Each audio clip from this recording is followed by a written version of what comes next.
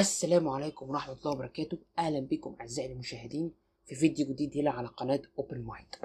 النهاردة إن شاء الله بإذن الله هنتكلم عن مسلسل دير ديكسون، والمسلسل المأخوذ أو المشتق من مسلسل The Walking Dead.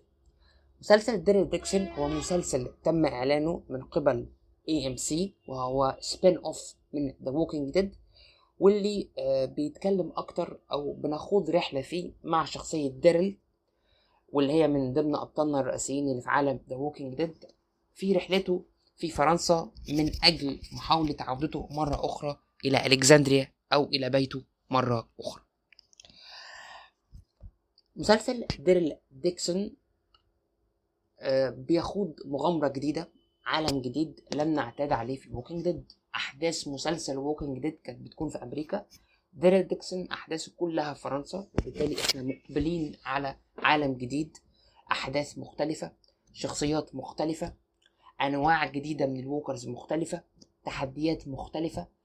والوعد اللي تم وعده من مؤلفين ذا ووكينج ديد بان احنا هنشوف مسلسل مختلف على جميع الاصعده، اعتقد ان هو في اول حلقه تم تنفيذه، وهنشوف في باقي الحلقات. ولكن اللي انا عايز اقوله ان احنا بقى هناخد بقى المغامره بتاعه اكتشاف العالم.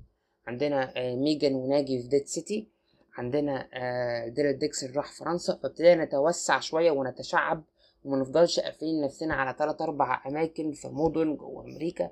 ابتدينا نخرج شويه ونشوف الدنيا بره عامله ازاي، او تاثير خطر الووكرز على البلاد التانية عامل ازاي. من وجهة نظري الحلقة الأولى من ديرل ديكسون أدا بايلوت كانت موفقة جدا على كتير من الأصعدة. لو هنتكلم عن إيجابيات الحلقة، فرقم 1 رتم الحلقة كويس جدا، رتم الحلقة سريع ما بيخلكش تحس بملل.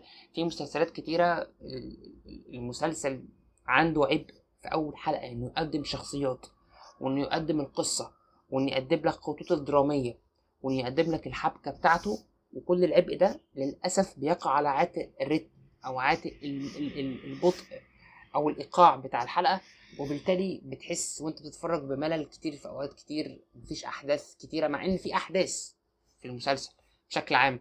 معظم المسلسلات في الحلقه الاولى بيبقى فيها احداث، بس هو علشان هو حاطط في دماغه ان هو عايز يقدم لك العالم، يقدم لك الشخصيات، يقدم لك الخطوط، فدايما ده بيقع على عبء الريتم وايقاع الحلقه بشكل عام، فتحل وانت قاعد بتتفرج انك عايز تنام، او اوريدي في ناس بتنام من كتر الملل.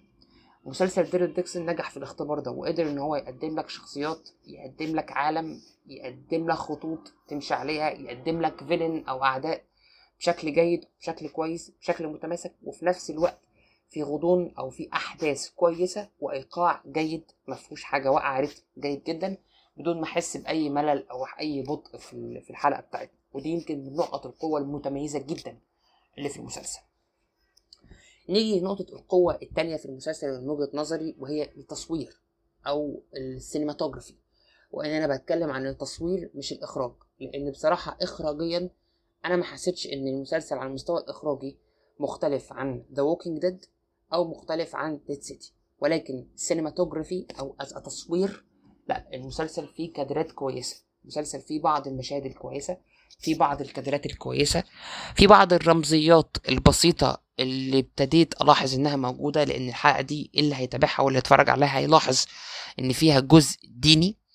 فالمسلسل من حيث السينماتوجرافي واخد بعض الكادرات اللي عايزة توصل رسائل، واللي عندها رمزيات، واللي بتخدم القصة بتاعتنا. فعلى مستوى السينماتوجرافي أنا شفت صورة نظيفة، وشفت كادرات عايزة تقول حاجة بشكل محترم، ويمكن ده كان متغاضين عنه تماما في ذا ووكينج ديد آخر 3 مواسم.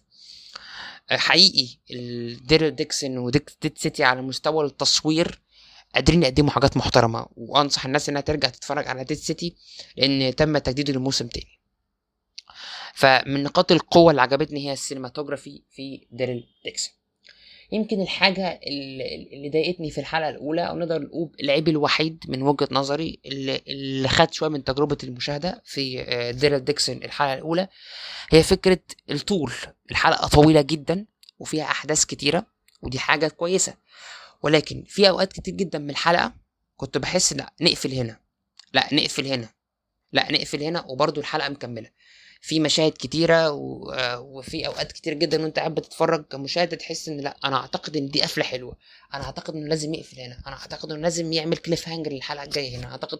وبتلاقي المسلسل بعدها مكمل عادي. فدي من الحاجات اللي ما عجبتنيش. حسيت ان ان المسلسل في الحلقه ما كانش حاطط هيقفل ازاي، او ما كانش باني هيقفل ازاي. والقفله اللي قفلها ما كانش افضل حاجه بصراحه. في قفلات تانية او في مشاهد تانية كان لو مسلسل قفل عليها كان هيبني كليف هانجر رائع، وهيعمل ترقب رائع جدا للحلقه التانية. فيمكن ده المأخذ الوحيد او الحاجه الوحيده السلبيه اللي ممكن اكون لاحظتها او شفتها او ضايقتني. ممكن يكون في حاجات تانية بس ما اعتقدش انها ضايقتني في تجربه المشاهده. عامة الحلقة الأولى مبشرة as a pilot as an introduction، مبشرة جدا. منتظرين الحلقات الجاية.